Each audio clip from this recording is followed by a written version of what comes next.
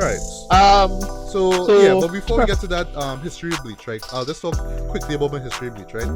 I don't know who it was, but I think it was like one of my friends who just read into anime recommended Bleach. I was like, Bleach? What kind of show is Bleach? Bleach?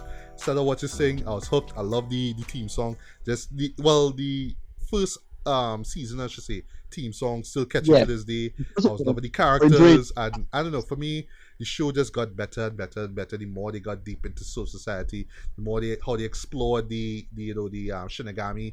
Yeah, the Shinigami.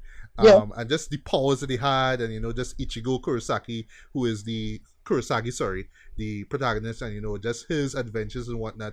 And I was just loving the show until it reached a point where it was just filler upon filler upon filler.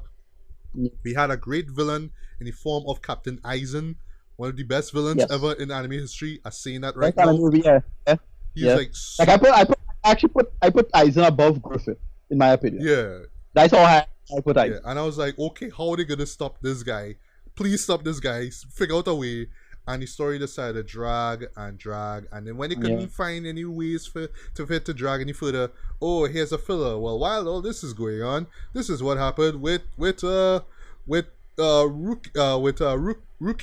and Orihime and Chad, and let's see what's going on with them. You know what I mean? Like, nobody cares, Chad.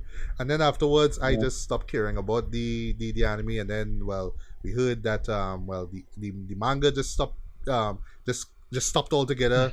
I was just like, okay, that's the end of it. So start off strong and then whatever. Right. All right. So yeah, I'm gonna straight up say it. Yeah, I don't know what happened, but sometime. Okay. So my history Bleach as well. Yeah, I had a somewhat similar history to you. 2004. I got into it around that time. That was pretty early when it came out. I thought it was pretty awesome. It had a really strange and irreverent style to everything. Art style was great. Character designs were great. The action was pretty badass for what it was. It had a nice poetic take to storytelling. Like, in my opinion, kind of better than Naruto at that point. And I actually liked Ichigo much more than I liked Naruto, frankly. Yeah. Of course. Yeah. Character, a better protagonist that actually made sense given all the bullshit that was going down. And he wasn't like obnoxious and annoying. I know Naruto's a younger character.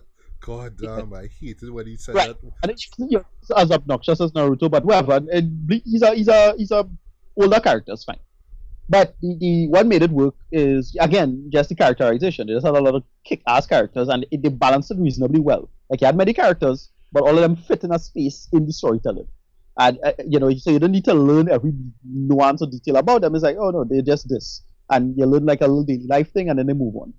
And then, as I say, the openings was pretty badass. Orange Range, Asterix, that opening, and then all the other openings was badass.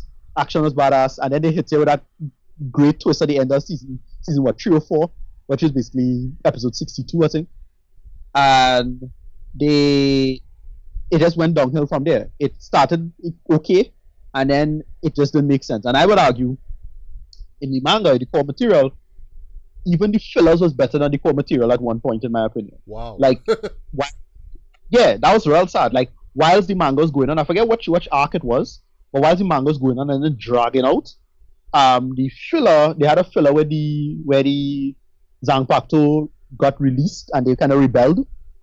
And I thought I was actually more interested in that lore-wise than the actual story itself. I think I remember they adapted it in the anime, if I'm not mistaken. Right. No, but that wasn't in the manga at all. It was a total filler. Oh, okay. That's the point. Right. Yeah, it was never in the manga as far as I know. And yeah, it sucked. The story sucked. And I don't know what happened, but I don't know what happened to Kubo as a writer, but the story just started sucking badly. And I can tell you exactly what point in the story it started sucking, where the manga started sucking. It's the episode when the chapter when Grimjaw got defeated, and Ichigo had to fight the number 5 Espada. Right. And then they got rescued, and then everything after that stopped making sense. Like, that fight was okay, but then they decided to get rescued by the captains, and it's like, wait, why the captains come to Hueco Mundo? Whatever. Point is, wow. It just had a total like down spin from there. Aizen, like, okay, the final fight between Ichigo and Aizen was badass, but it still didn't have any weight to it because the story sucked.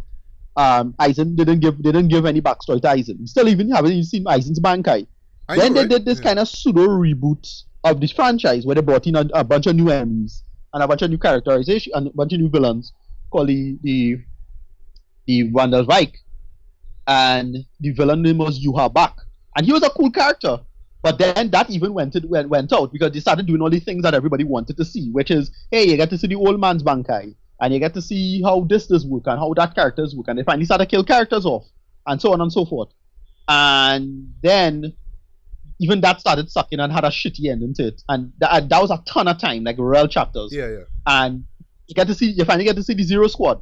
Those guys those guys got killed off camera. It's like, what the fuck? It started pissing everybody off, and the story, the turned to shit. Anyway, the franchise effectively ended because the manga did end. You know, the main villain at the ending was defeated. It wasn't clear how he was defeated, and I think Aizen was involved, but it wasn't clear. Whatever. It's real bullshit to me. You get to see Ichigo's kids, and then that was it. And everybody's saying, well, either you're gonna do live action movies, or maybe Hollywood gonna pick up the material because the lore and the world building is great. Yes, it is. You needed better writing and a better time to sit down and work with this. Spoiler, I actually did that because I'm a nerd, and I actually sat down and rewrote Bleach of what you should do with it. Whatever. You need to put it out as like a video, like on YouTube or something like that. That's how you would read. I probably Bleach. do. Right. Whatever. But my attitude towards Bleach is what you should do is bring back the anime.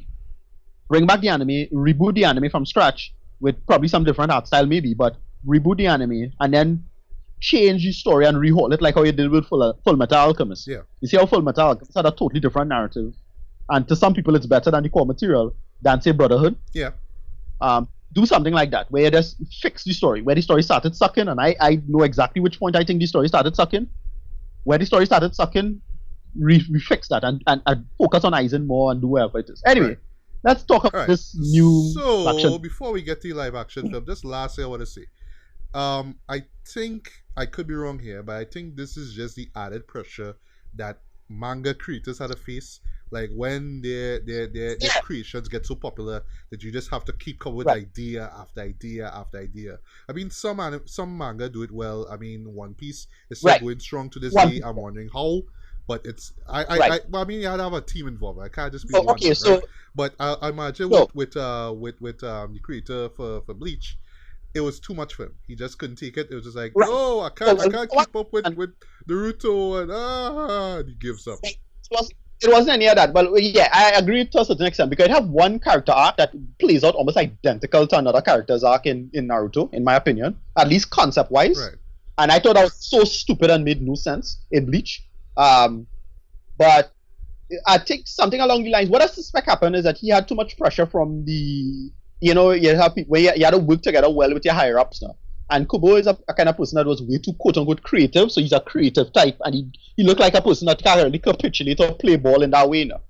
And that's what I think happened. Compared to Oda, who just have like this rigid super discipline, and compared to Kishimoto, who just knows how to compromise very, very well. Like, regardless of what you think about Kishimoto looks like the kind of guy that could compromise well. And for me, Naruto was going fine until a certain point as well, but it didn't have the level of the quality drop that Bleach had. Right. But it also had a quality drop in my opinion.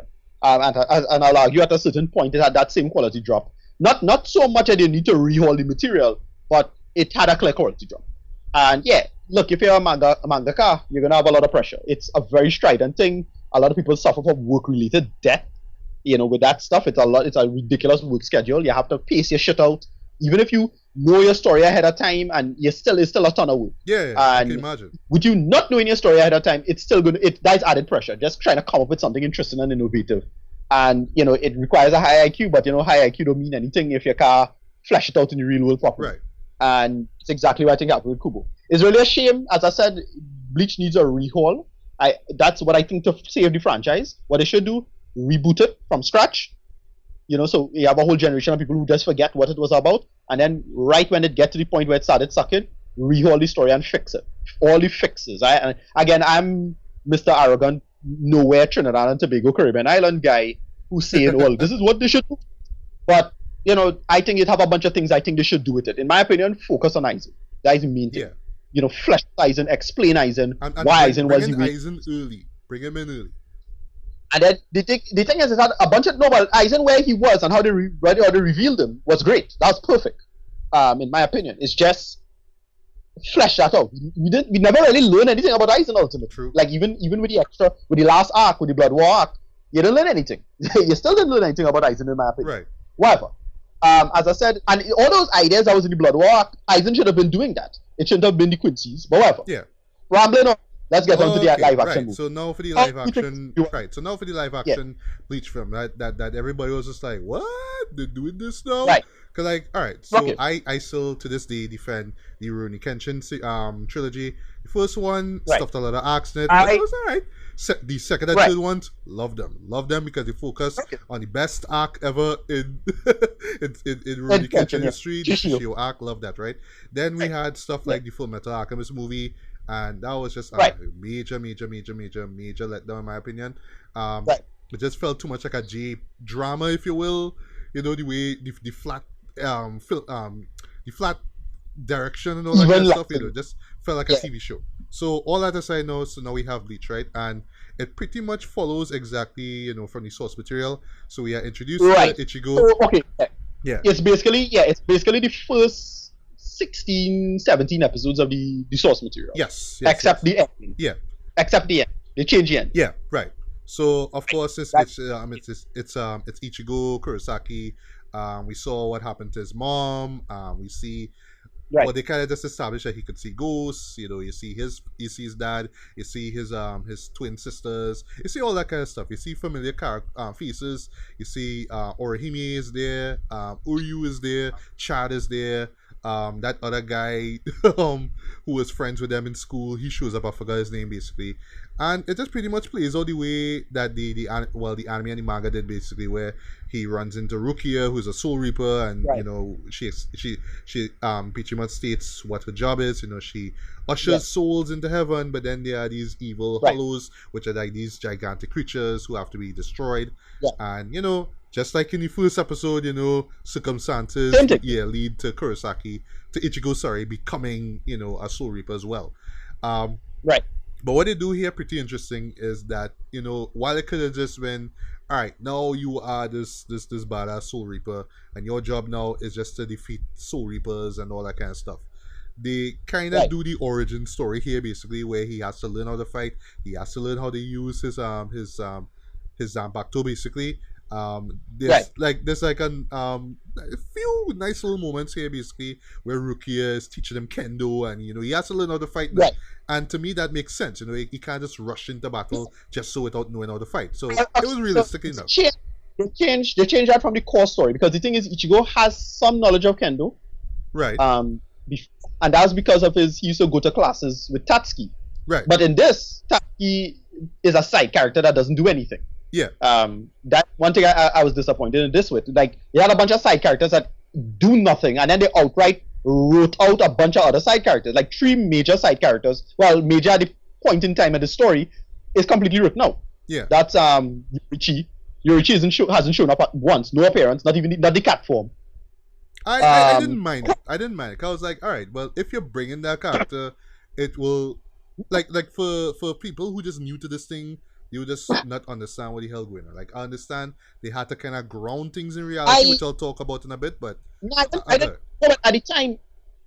don't know. At the time, I was like, no, you have this talking cat, and they need to explain that, and then they explain it later. Like, that's the thing with this movie. What happened with this movie is that they wanted to just have this isolated story, and then they wrap it up now, which I had a problem with. To me, it's like, no, these movies need sequels. Like, that's the whole point. You know? I'll talk about that, yeah. Right. Anyway, but they didn't have Yorichi. They didn't have Chizuru. She's a side character in the thing, but she's basically the lesbian character. Yeah, I remember. could kind of understand that maybe, but yeah, because she's very, very minor later on. But she was like a big humor side character in the story. Like, they wrote her out. It was like whatever. And then Kun. To me, Kun is like such an important in the world building of Bleach. Even though he himself is really goofy and silly, he was, to me, a big central character. Regardless of what you think about Kun as a character, to me, he nailed and grounded why Bleach works so well in terms of like the world building. Because when you think about his character and the stories, that it's kind of dark what he's about. Because Kun is a mud soul. I thought they would have bring him in. Nothing. Yeah. Like, they didn't address it at all. Yeah. He just doesn't exist. It's all Rukia just apparently just drags his body around, and for no good reason. Like, okay, yeah. whatever. But as far as side characters go, you see Orihime. She isn't given much to do, unfortunately. Ishida, he does a couple of things No, like, well, Chad does nothing. dude, you see what he born out, right? You saw him with that. At least he showed that. But Yeah, other than that, but at least Ishida do something. But Chad does nothing. all right. Here's the thing. Here's the thing. Though, I do agree with you. They could have given him a lot more to do, especially in the big set piece, of course, where they had to fight the Uber Hollow. But it's just this one scene where he grabs a sign and he just kind of watches it. That's like, it. huh. But I thought they could have they could have explored that a lot better. It kind of came off like an Easter egg moment, like, oh well, you thought we forgot that Chad actually is really strong. Look at this. Right. But I agree, they could have done more with him. Especially with Urahara. He was the one where I felt like, okay, well, if he isn't there except to just spout some exposition, then don't put him in the movie now, you know, to be honest. Don't put him in. Exactly. Yeah, exactly. But another thing is Ishida is really knowledgeable of this stuff. So he's like dropping all this information. Like, wait, how you know that Urahara was a former captain? What? How? I don't know either. Like you dude, he never went to Soul Society. Well, he didn't go at the time, so it's like, oh, you know these things. You just know that your tribe got wiped out by Soul Reapers because Soul Reapers, sorry, because whatever. And they didn't mention his grandfather either. Like, no, the reason why he does shit is because of the grandfather. Yeah. All right, but here's the thing, right? So let me get to the good, right? To the pretty good, I should say, because yes, while there are characters that could have been added to the film, and while they could have explored other characters as well, not just Rukia and Ichigo, which was a letdown for me. There's some good in this. For one thing, the acting wasn't bad. The acting was pretty good. It was pretty good. Right. I like the acting as well. Yeah. The acting and casting. Yeah. Right down to the guy who plays Ichigo. It took a while for me to grow on me. At first he was like, I had to expect the kind of overacting that Japanese actors do with the be like real stressing words. But it's Bleach. No, you kind of had to do it. It's Ichigo. That's who he is. In the first like 10 minutes of the show, when he was like, he beat up the fellas, because it's very similar to the opening sequence of the anime. Yes. Where he beat up those guys because they mess up the flowers with his soul. And then he comes home and the dad, headlocks him. But nailed that. The father, the portrayal of the father was real though. But I like that it wasn't as over the top like in the anime, where it's like a jump kick to him, like like I'm glad they didn't do that. So that's one thing that I give credit for, where they ground it in reality, but not too much in reality. Some people might like the grounded realism, but I think for because it's an adaptation like this, and because you're more or less introducing this thing to new audiences, you can't be too over the top. But then I remember, like what you said before, when we talked about For Metal Alchemist, the movie, where you said that why it is we couldn't have like a Japanese Zack Snyder who could adapt an anime and do it like real over the top, like how say 300 or Watchmen was. You know what I mean? Like I was thinking to myself, well, maybe if there was like another director who could have done this, it would have had the anime feel of Bleach now. To be fair, if these movies clearly have a low budget, right? Like I'm not expecting, Zack Snyder level money or 300 money to pull it off now. Like clearly they have a low budget, so that's why it don't look as good as it should. Yeah, even right down to the CG, because I was like, the CG look a little on the TV spectrum, in my opinion. Right, exactly. Yeah. And for me, I wasn't knocking it for that. My thing was that I thought they could have done the things like the anime. Like, okay, we're gonna get into Renji and Byakuya, right? Oh boy, I thought the casting was fine for it. Yes. Byakuya wasn't feeling too much because he seemed short. Like Byakuya seemed short to me. Like he didn't seem to be that.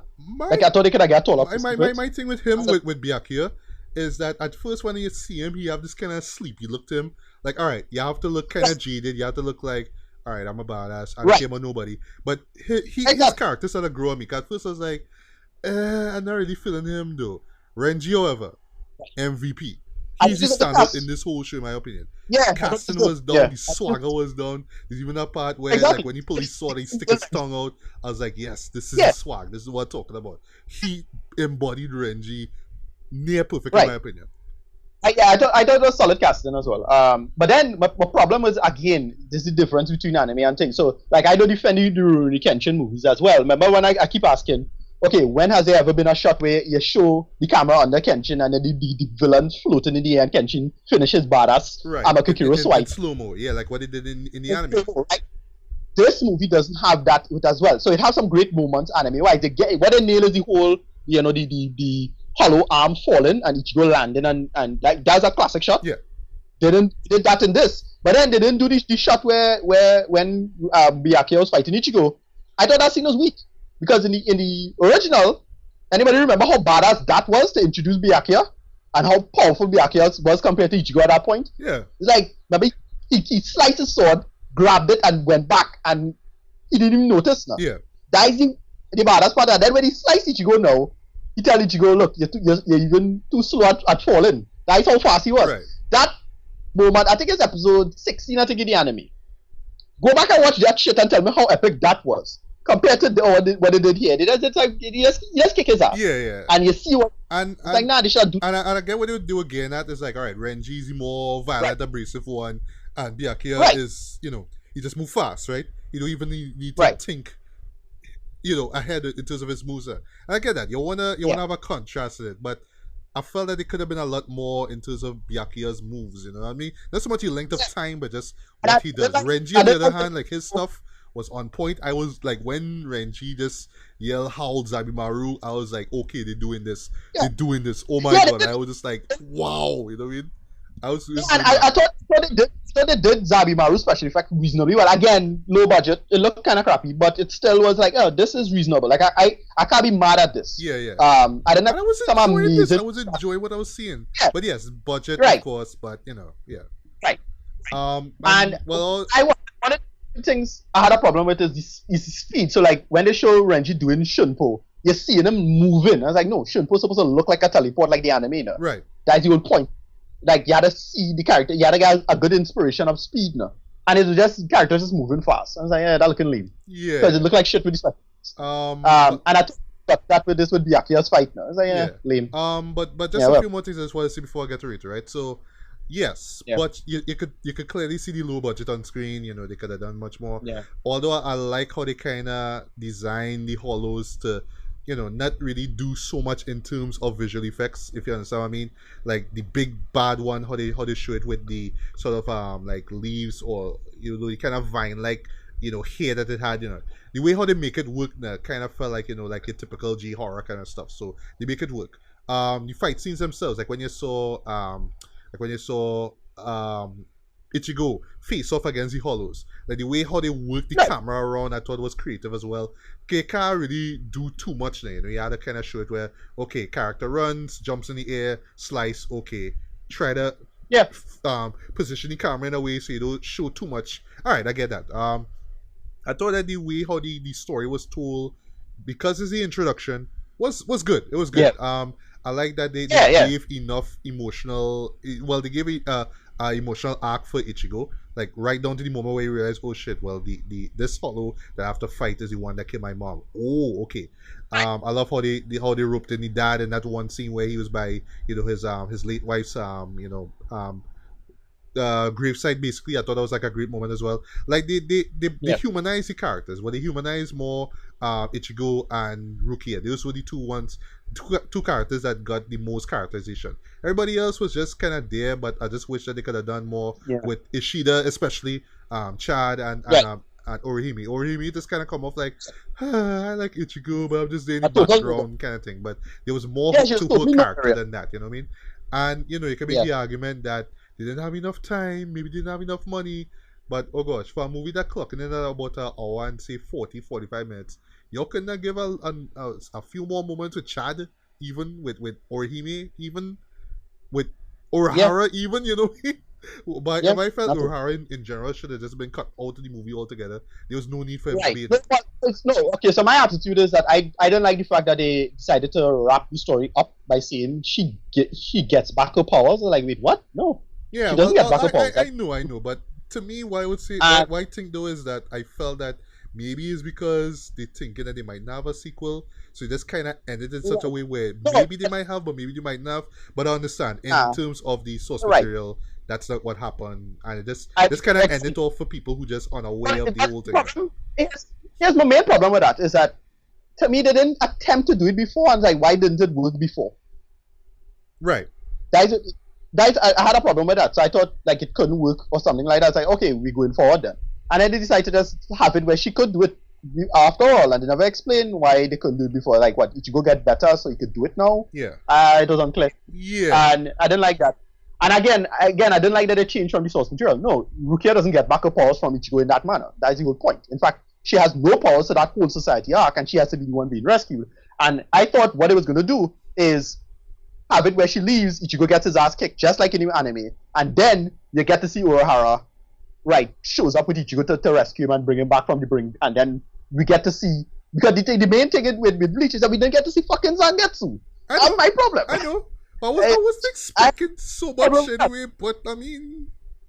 Thank you. Ichigo is like, he's iconic with his original sword, like, and the only reason the original sword looked like that is because he couldn't control his Ryatsu, which was cool.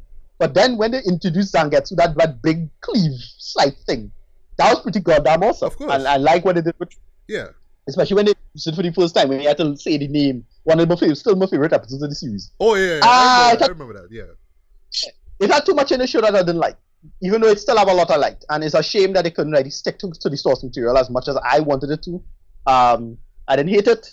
I didn't hate this, but it still was a bit of a letdown. Not as much of a letdown as others. All right. But still in a bad. Well, because I saw Full Metal Alchemist before and really didn't enjoy that movie at all.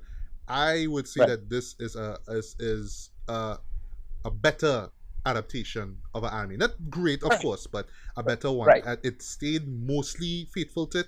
I like that they did the whole, origin story, hero's journey stuff. I also like the fact that, like for on Three Nights, like people who never saw Bleach, like you would wonder, okay, how come he didn't really quite beat Renji or Byakuya? But you gotta understand, they are higher ups there. They are top level soul reapers. Of course, they're not gonna get beat by this one guy who just learned within a month how to be a soul reaper. Like it wouldn't work, man. In the anime or the original source material, when Ichigo beat Renji, but he got one up on Renji in the fight. That fight in the street, right? That just showed that Ichigo had the potential to beat a vice captain, and he's like a nobody reaper. Exactly. Like he's clearly not a captain. And even amongst, in the grand scheme of things, even Byakuya isn't all that strong, but he's compared to Renji, he's like way stronger. But I like the fact that they address that strength. They didn't address the strength issue as much as they could have. But the whole point of that was, look, you're not even close to a goddamn captain, and now you had to fight a bunch of them. That's what set up the second arc so well now. Yeah. The Soul Society arc. And that I thought they could have do that. I don't know. Right. Okay, so just rate it. Why just jump into one time, sorry. So for me, I would give this a decent 3 out of 5. For what it was, it was alright. I wasn't hating it. I know they changed stuff up. I kind of expected it. One thing I forgot to mention too, the music, kind of spotty in some parts. Like there's one scene, two fight scenes in particular. The first couple times where you saw Ichigo fight as the Soul Reaper now, and you were hearing this particular song, this rock song, and I thought it got to my nerves because the lyrics in this was just dumb. It, like when you listen to the English, it was just so dumb now. Something about drinking a glass of milk or drinking milk. I was like, okay, I'm supposed to get hyped to this. What is this? No, that's not the thing that bothered me, because I really wanted to see if they could get the original music. Because and one thing, I forgot to mention, the music for the anime. Love the music. It was so iconic. That like just the music cues in it. Love that. Yeah. It's almost as iconic, I would say, as the soundtrack for Rurouni Kenshin, the series. Just so much up moments, there. Okay. So for me, this had some okay music in it. Except for that milk song. That milk song was just total nonsense. Yeah. But it had some decent jazz riffs and reference points in the show, so it feel like it had a working spirit of how the anime did it now. But now, I would have preferred to hear Orange Rain Asterisk. I'd have preferred to hear Number One. I'd have preferred to hear these classic tracks, Ascalon or something like that, where you really get into the material. And they should get the OST, man. They should bring back the OST. I don't know if they lose the rights to it or whatever it is, but they should try to do music. Number One is a goddamn classic, and we should have gotten that. For real. Whatever. But what would you rate it? Yeah, I give this one a I want to say a 5, but I had to give this one like a 4 out of 10. This one doesn't work for me. It just falls too flat. It just too much of it doesn't work. But the little that does work quite well. Yeah. It's a shame that I thought they got good actors and good casting for it. But they could have do more with it. They should have focused more on Grand Fisher as a main story arc element, and then maybe, like, if it was up to me, you would do Grand Fisher. Then because of Grand Fisher's death, other hollows could have come true, so you do the same competition thing with Ichigo and Ishida, and then other, like, both Chad and Orihime could have get their powers too, and they could have get a nice contrivance to get their powers, and then they could have do the Menos Grande, which was a great episode in the original anime, early episode.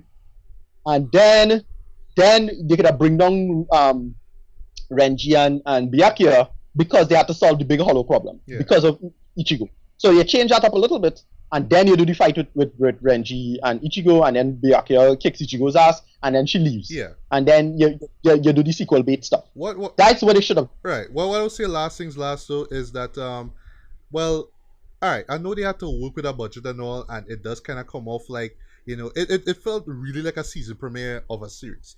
That's what it felt like to me. More really like a season premiere, like a CW show. And this is not an insult, but this really does feel like a TV show. Like just the style of it, the CG and whatnot. But Warner Brothers back in Warner Brothers, they want these putting out these movies, right?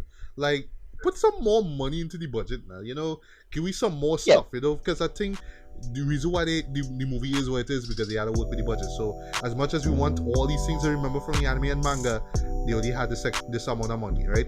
But oh gosh, Warner Brothers, put in some more cash now. You know what I mean? Make a bigger budget. Not expecting, you know, a Hollywood level kind of stuff, but we're not asking for Infinity War here. But oh gosh, man, it's Bleach, man. Come on, put in some more donor. You know what I mean? Put some more donor next time. Just see.